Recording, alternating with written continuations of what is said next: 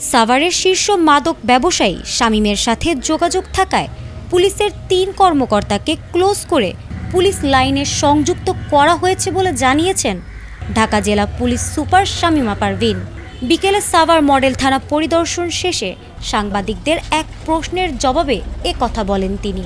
Close হওয়া police কর্মকর্তারা হলেন এসআই মনির, এএসআই আসিফুর, এএসআই মেরাজ।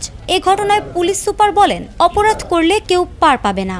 ঈদে ঘরমুখো মানুষের যাতায়াত নির্বিঘ্ন করতে পুলিশ বিভিন্ন ধরনের পদক্ষেপ নিয়েছে এবং যারা ঈদে বাড়িতে যাবে ফাঁকা বাসায় যেন কোনো দুর্ঘটনা না ঘটে এজন্য পুলিশ তৎপর রয়েছে।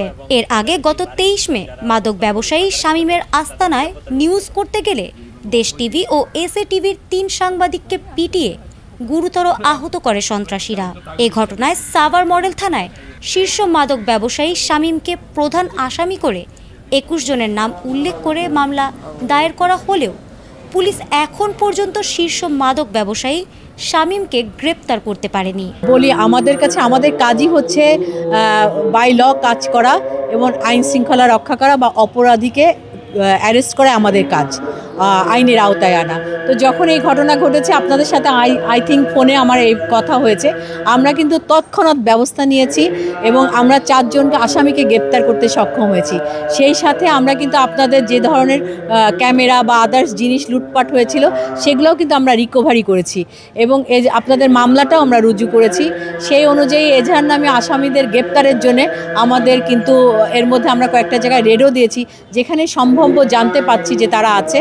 তো আমরা এটা চলমান আছে, আমরা চেষ্টা করছি, সেই সাথে আপনারাও সহযোগিতা চাচ্ছি। আপনারা সামহাও যদি জানতে পারেন কোন লোকেশনে কোথায় তারা আছে তাহলে পরে অবশ্যই আমাদেরকেও একটু ইনফরমেশন দিয়ে সহযোগিতা করবেন। তবে আমাদের চলমান প্রক্রিয়া আছে যাতে করে আমরা তাকে অ্যারেস্ট করতে পারি।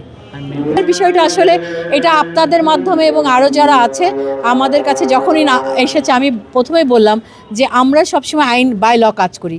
যখনই জানতে পেরেছি যে আমার পুলিশের ২-৩ জনের নাম এসেছে এটার সাথে, আমরা সাথে সাথেই কিন্তু আপনারা জানেন তাদেরকে আমি ক্লোজ করেছি পুলিশ লাইনে।